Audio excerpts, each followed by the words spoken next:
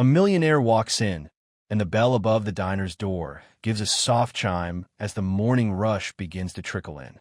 Cold air swept across the tiled floor, curling around the legs of chairs and whispering through cracked window panes. Grace stood behind the counter refilling the coffee pot, her hands moving with the ease of routine, but her eyes flickering constantly to the corner booth by the window. Liam was there just like every morning. He sat with his knees tucked close, his oversized hoodie swallowing his thin frame, his eyes staring quietly out the window as if waiting for something the world had forgotten. He never spoke, never ordered, never moved much, just sat still and silent like a shadow that only she could see. Before we continue with today's story, if you're enjoying what you've heard so far, please hit that subscribe button. Every new subscriber helps me keep sharing these inspiring tales that touch your day. Thank you for your support. Grace reached under the counter and pulled out a wrapped sandwich, scrambled egg, ham, and cheese on warm toast, and a paper cup of milk, gently steaming. She placed them on a tray with a folded napkin and walked across the diner. As she set them down in front of Liam, he looked up, his eyes dark and tired but never unkind. He gave her a small, slow nod, his version of thank you. She offered a soft smile in return, then turned to walk back. Before she could make it behind the counter, she heard the voice she had been dreading all morning. "Grace, we need to talk." Carl stood in the doorway of the kitchen, arms crossed, lips drawn into a tight line. His white apron was stained with grease, his thinning hair slicked back like he was going to war. Grace followed him silently into the back hallway, where the sounds of sizzling bacon and clinking plates faded into the buzz of the refrigeration unit. "What the hell do you think you're doing?" Carl hissed, keeping his voice low but sharp. Grace crossed her arms. "Feeding a child with food that is not yours," Carl snapped. "That sandwich could have been sold. That milk costs money. He is not a paying customer. He's a hungry boy," Grace said evenly. "And he shows up here every morning in the cold, alone, silent. Do you even know his name?" Carl shook his head. "It's not my job to feed strays." Grace's eyes hardened. "He's not a stray. He's a kid, a human being." Carl leaned in closer. "Listen, this is a business. We're barely scraping by as it is. You want to hand out free food? Do it on your own time." "I am," she replied. "Every morning before the rush. One sandwich, one cup of milk. That's all." Carl exhaled, frustrated. "You keep this up, Grace, and we're going to have a serious problem." Grace didn't flinch. Her voice dropped calm and certain. "Then I guess we already do." Carl stared at her, his mouth a thin line, but didn't respond. He turned and stormed back into the kitchen, muttering under his breath. Grace stood there for a beat, her heart pounding, hands shaking just slightly. She walked back out to the counter, trying to steady her breath, to keep moving. The bell above the door chimed again as a couple walked in, and the clatter of plates resumed, but her eyes drifted to Liam. He was eating now, slow, methodical bites like he was trying to make the meal last. His fingers, small and pale, gripped the sandwich with quiet reverence. The milk sat beside him, untouched but warm. Grace wiped the counter without looking down. She glanced up only once, catching his eyes again. There was something in them, something deep. Not fear, not sadness, something harder to name. Recognition. The kind that said, "You saw me, and you didn't turn away." She looked back down, swallowing the lump in her throat. Every morning he came, always at the same time, always in the same hoodie, sometimes wet from rain, sometimes shivering from wind. No one else noticed, or if they did, they didn't care. Customers had commented, "That kid gives me the creeps. Why does he just sit there? Is he even allowed in here?" But Grace never responded because she knew that silence. She had worn it herself once, when she was a girl in foster care, shuttled from home to home, eating quietly in corners so no one would ask questions. And someone had once noticed her, too, a kind woman who ran a shelter. She gave her a bowl of soup and a warm smile. She didn't ask for a name, just offer a place to sit and food to eat. That moment had never left Grace. It had saved her. And now, maybe, just maybe, she could return that gift. Carl walked past her again, glaring. She didn't flinch. "Why?" he muttered. "Why risk your job for a mute kid who doesn't even say thank you?" Grace turned to him fully this time, her voice steady, clear, and louder than the question demanded. Because no one else will, and if no one cares, then I'll be the first. Carl didn't reply. He just shook his head and disappeared into the kitchen again. Grace turned back to the counter, picked up the notepad, and began taking orders, but her heart beat with quiet defiance. And somewhere behind her, a boy watched through the glass, and for the first time in a long while, felt seen. The rain came hard that morning, hammering the diner windows like impatient knuckles on glass. Gray clouds pressed low over the town, and water pulled along the sidewalk like silver veins. Inside the diner, it was warm and bustling, filled with the clatter of plates and the hum of early chatter, but Grace wasn't smiling. She kept glancing at the window, at the corner booth at the door. Liam wasn't there. For the first time in over a month, his seat sat empty. No small figure huddled in an oversized hoodie, no quiet eyes peeking through the fogged-up glass, no gentle nod. Nothing. Grace stood frozen behind the counter, her hand wrapped around a fresh sandwich she had already made, the cup of warm milk beside it untouched. Her fingers trembled slightly as she placed the tray down and looked again. Still nothing. She tried to push the panic down, to tell herself maybe he was late, maybe he was somewhere dry, somewhere safe, but the gnawing in her gut said otherwise. Grace began receiving drawings from Liam a couple of weeks ago. Simple at first. A house with smoke curling from a chimney, a red heart with uneven edges, and a stick figure woman with long brown hair and a kind smile. She had cried over the first one, tucked it into her apron like a prayer. Each morning after, there was a new one waiting beside his empty plate, folded neatly, drawn in crayon. They never had words. They didn't need to. They said more than Liam ever could. And now, with the booth empty, it felt like part of her had gone missing too.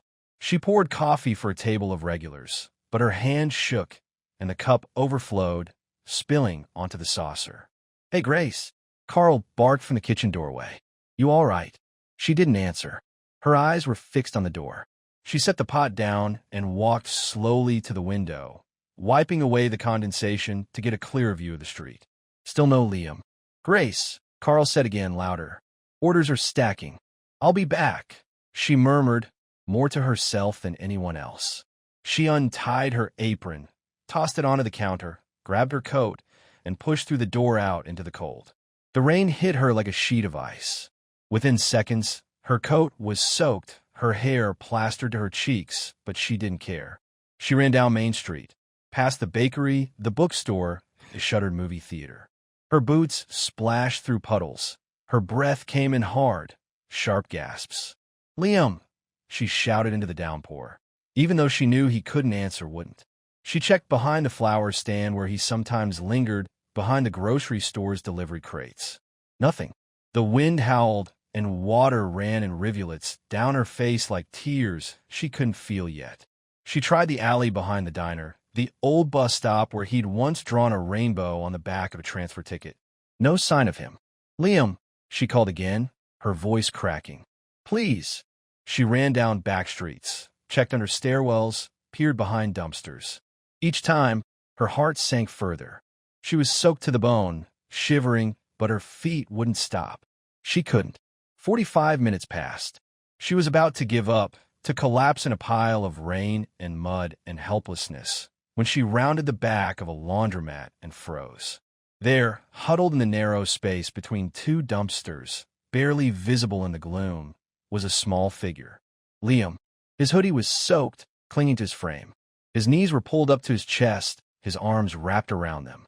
He didn't look up as she approached, but she saw the paper in his hands, a drawing, blurred and bleeding color, half dissolved in the rain. "Oh, God!" she gasped, dropping to her knees beside him. "Liam." He flinched when she touched him, then slowly turned his face toward her. His lips trembled. His eyes, those wide, dark eyes, were filled with something more than fear. Shame, like he thought he'd done something wrong.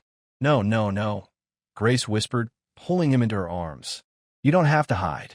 You don't have to be scared." She felt how cold he was, his skin like ice beneath the wet fabric. She clutched him tighter, burying her face in his shoulder. "You don't have to go anywhere," she said, her voice breaking. "You're not alone." "You're not invisible." He didn't speak, but he clung to her now, tiny fingers curled in her coat, like he was holding on for dear life. She leaned back just enough to cup his face in her hands, brushing away the rain and strands of wet hair. "You don't have to go anywhere else," she whispered. "I'm here." He looked at her, blinking slowly, and for the first time, she saw it. A flicker of relief, the beginning of trust, the smallest seed of hope. She pulled off her own coat and wrapped it around him, then gathered him into her arms, lifting him gently as she carried him out of the alley and back toward the diner. She held him tighter than ever, like he was something fragile the world had tried to throw away and she had chosen to save. The rain had stopped by the time they reached Grace's apartment, but the world was still soaked in silence. She carried Liam up the narrow stairs to the second floor, her coat wrapped tightly around his small frame, his head resting against her shoulder, his fingers still clinging to her like he was afraid she might disappear if he let go.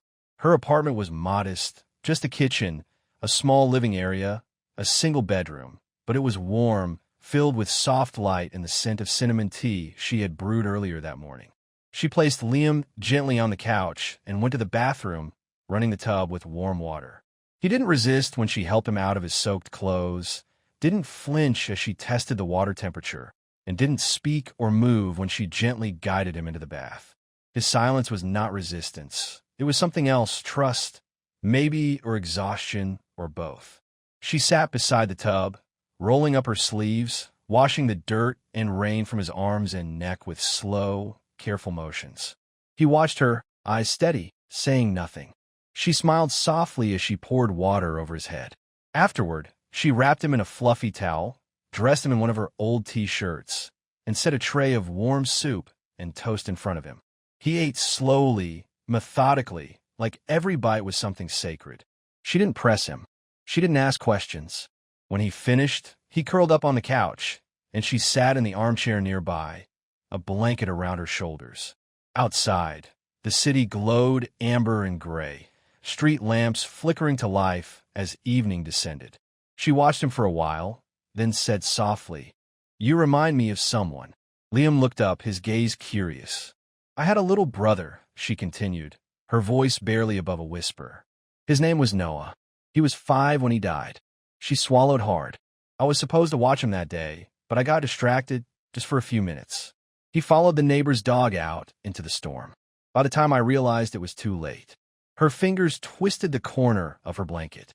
"He was quiet like you. Sweet. Always drawing pictures of trees and rockets and dinosaurs." She looked at Liam then, her eyes misty but gentle. "I think some part of him still lives in me. Maybe that's why I noticed you. Maybe that's why I couldn't walk away." Liam held her gaze for a long time. Then, slowly, he reached into the small notebook he always kept in his pocket. It had survived the rain, barely, the pages rippled and soft. He opened it to a fresh page and picked up a crayon from her coffee table. She watched in silence as he began to draw. It was simple but powerful. 2 stick figures holding hands, standing in front of a little house. The taller one had long brown hair. The smaller one wore a hoodie. Beneath them, he drew a heart. Grace felt her throat close up, and her eyes stung. He turned the notebook toward her and waited. She reached out and touched the page, her fingers trembling. "Is that us?" Liam nodded. She smiled through the tears. "It's beautiful." He set the notebook in her lap, then leaned back into the couch, eyes heavy. She tucked the blanket around him and let him rest. As he drifted to sleep, one hand remained outside the blanket, reaching gently for hers. She took it. In that moment, Grace understood something she hadn't allowed herself to believe before. She wasn't just feeding a hungry boy. She wasn't just sheltering a lost child. She was becoming something more, not by blood, not by title, but by choice. She was becoming his person, his safe place, his home.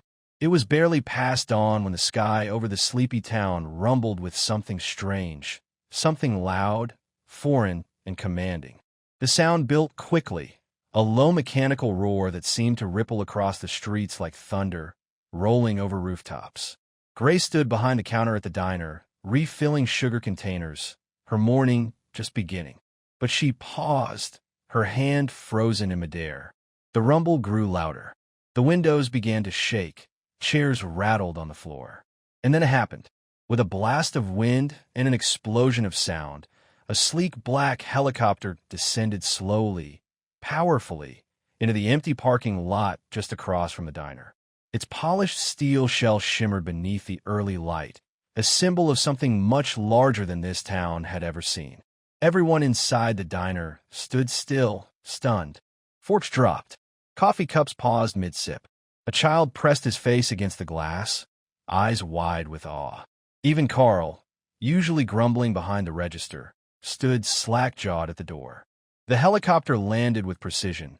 Its blade slowed, chopping the air into sharp gusts that kicked up leaves, dust, and gasps of disbelief. Then came the next wave. 3 black SUVs pulled up seconds later, flanking the helicopter. The doors opened in unison. Men in tailored black suits and earpieces stepped out first, scanning the area with alert eyes and military precision. One of them spoke into a small mic clipped to his collar, then gave a curt nod. The diner door chimed. No one turned to look. They were all too busy watching the parking lot unfold like a scene from a movie. The back door of the middle SUV opened slowly. A man stepped out. He wore a charcoal gray coat over a crisp dark suit, his hair streaked with silver, his posture tall, unyielding. His presence carried weight, not just of wealth, but of command. He walked with quiet certainty, each step purposeful, measured. There was no need for introductions. The authority radiating off him was unmistakable. Michael Thorne. Every local in the diner knew the name. Tech billionaire, the CEO of Thorne Enterprises, a man whose face had graced magazines, news segments, and financial journals. What no one could understand was, why was he here? Grace stepped out from behind the counter, her eyes locked on the scene unfolding through the front windows. Liam, who had been seated quietly in his usual booth, stiffened. His hand gripped his crayon tightly, his body shrinking instinctively into the corner. Michael Thorne stopped just outside the entrance. One of the guards opened the diner door for him. The bell chimed again. This time, everyone turned. He stepped inside. Silence dropped like a curtain. Every eye followed him as he walked to the center of the diner floor. He paused, scanning the room, his eyes sharp yet clouded with something else. Urgency, exhaustion, grief. Then he spoke. His voice was low, but every syllable rang clear. "Is there anyone here," he said slowly, "by the name of Liam?" The room fell still. Grace's breath caught in her throat. No one moved. No one spoke, except Liam. The crayon slipped from his hand. His body trembled just once. His eyes, wide and terrified, turned to Grace. She moved instinctively, stepping in front of his booth, shielding him with her body without a second thought. Michael's eyes found her. Their gazes met. In that single moment, time seemed to fold in on itself. Her soaked coat from the storm still drying by the door, the drawing she kept tucked beneath the register, the silent bond she had built with a boy who never spoke. Michael looked at her, and softly, his voice now quieter, almost breaking, he asked, "You've been watching over him, haven't you?" Grace didn't respond right away. She looked at Liam, who nodded once, barely. Then she turned back to the man. "Yes," she said. "He's safe."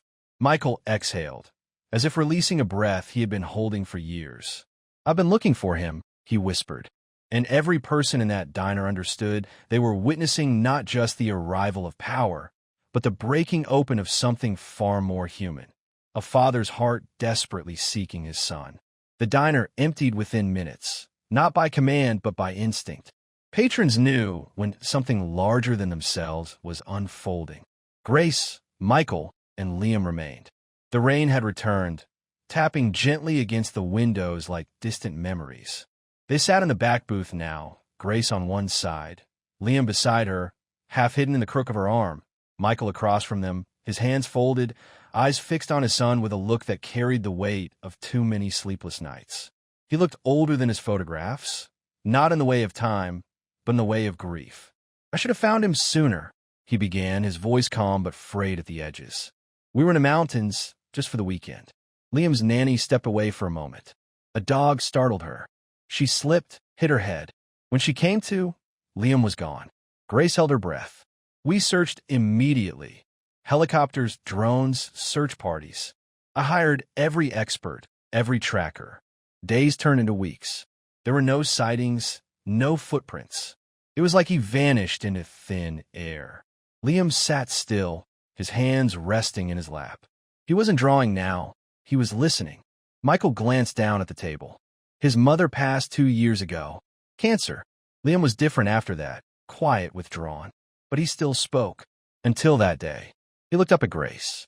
He hasn't said a single word since he disappeared. Grace felt Liam shift closer to her, his small fingers curling gently into hers. She squeezed back. I never stopped looking, Michael said. I never believed he was gone. Then, about a week ago, a nonprofit I fund, an art therapy organization for at-risk kids, received an anonymous envelope. Inside were several drawings. One of them was unmistakable. He pulled a folded sheet of paper from his coat.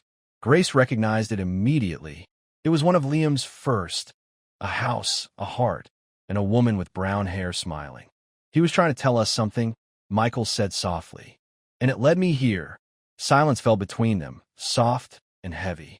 Then, slowly, Liam turned to Grace, his eyes shimmering, wide and vulnerable, searching her face for something even he couldn't name. She smiled through her tears. It's okay, sweetheart. You're safe now. And then it happened.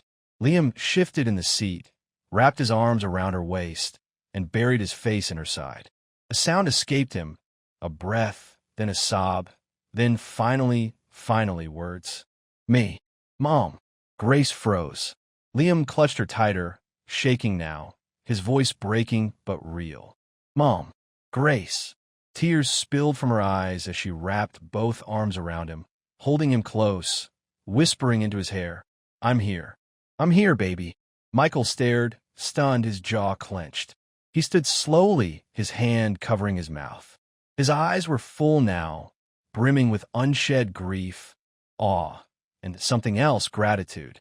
He looked at Grace not as a stranger now, but as something far more, the woman who gave his son back his voice. Grace met his eyes over Liam's head. Neither of them spoke. They didn't need to. Everything had already been said. The next few days passed like a quiet dream. Michael didn't rush anything. He didn't press Grace with plans or take Liam away in a flurry of luxury and power. Instead, he stayed.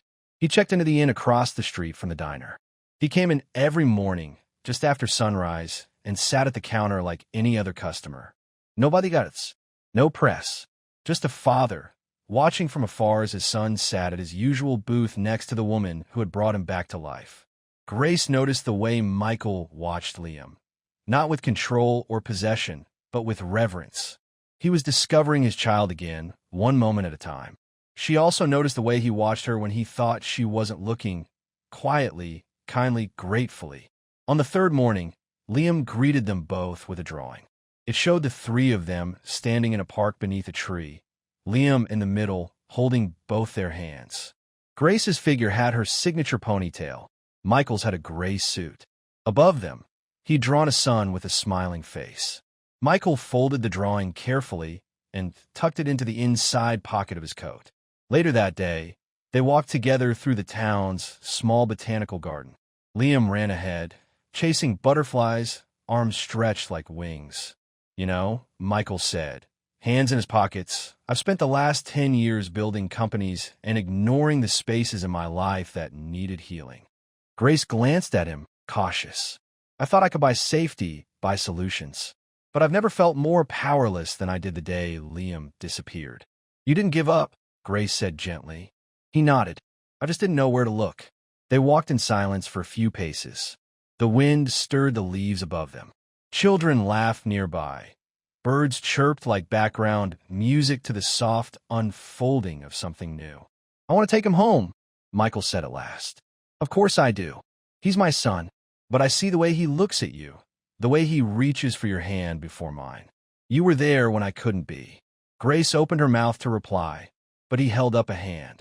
I'm not trying to take that away from either of you. I'm asking if you'd be willing to still be part of his life, not out of obligation, but because I think we both know Liam needs more than a house with gates. He needs people who love him the way you do. She looked at him, stunned. I've been thinking, he continued. What if we created something together? A place for kids like Liam. A center where they can grow, speak in their own way, and be safe. Art therapy. Food. Mentorship. You've already done it, one boy at a time. Grace hesitated. Michael, I'm a waitress. You're a healer, he said softly. You're not replacing anyone, Grace. You're the one Liam chose. Her breath caught. I have the resources, he went on, but I need someone with heart, with vision. I need you. She looked toward the garden, where Liam knelt beside a bush, carefully drawing a flower in his sketch pad.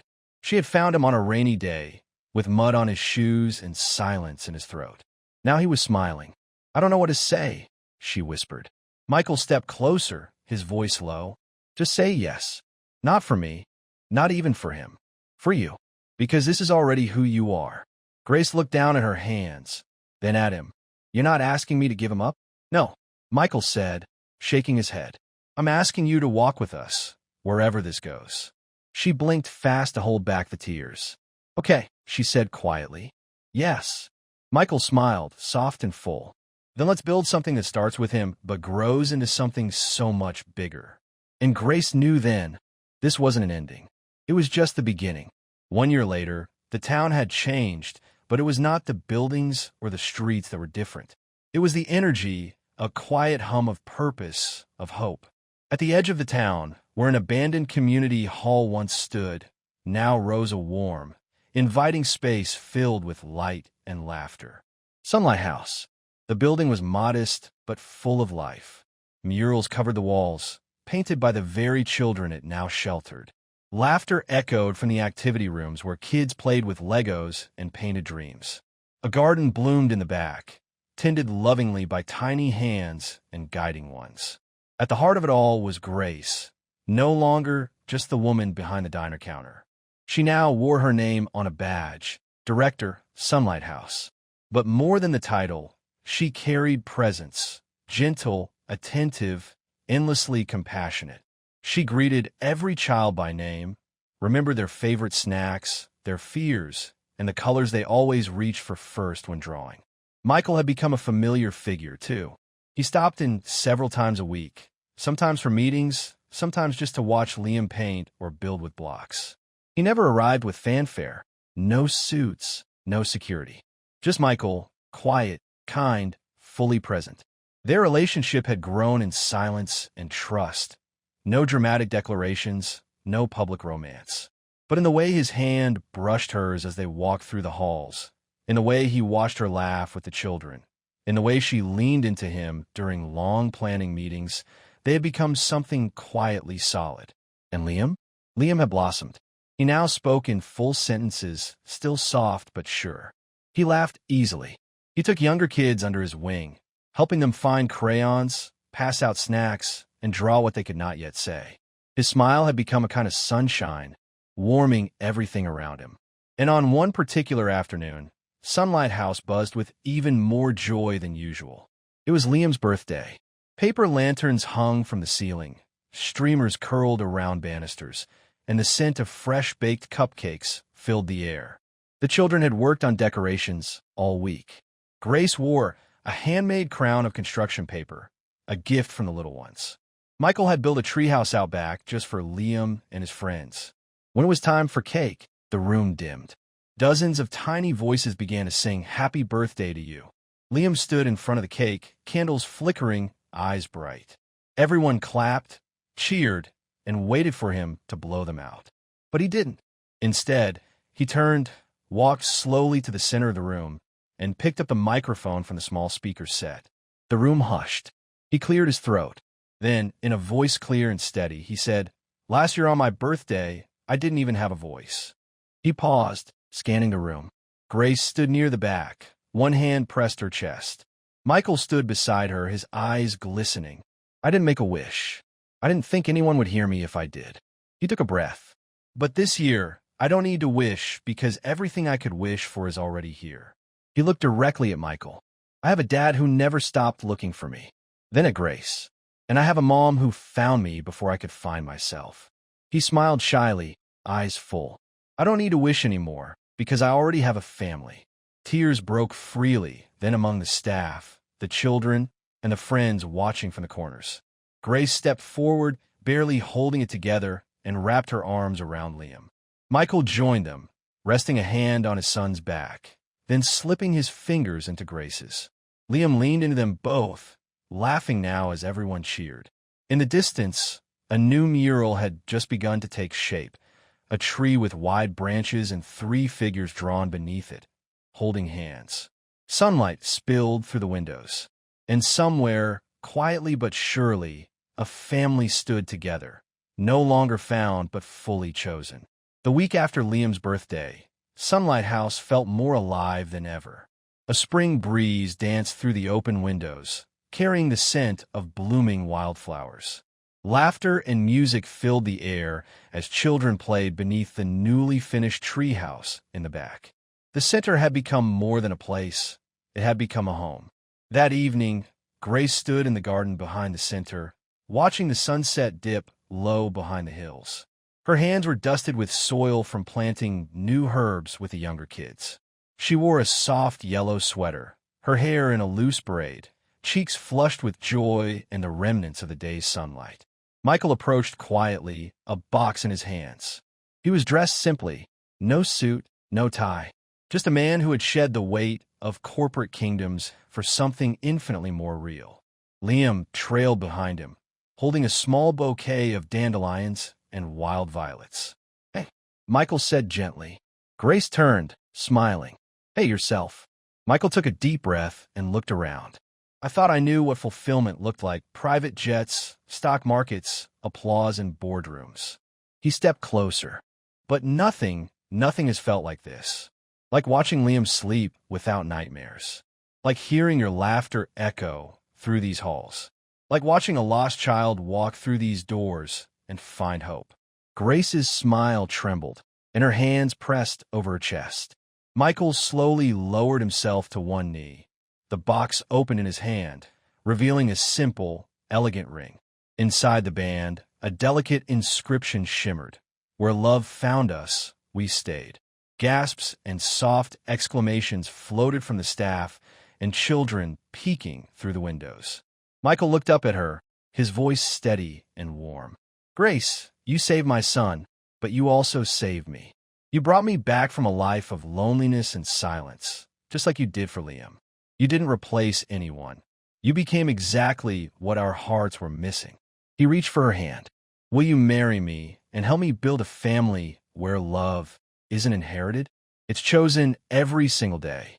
Liam stepped beside them, slipping one of the wild violets into her hand.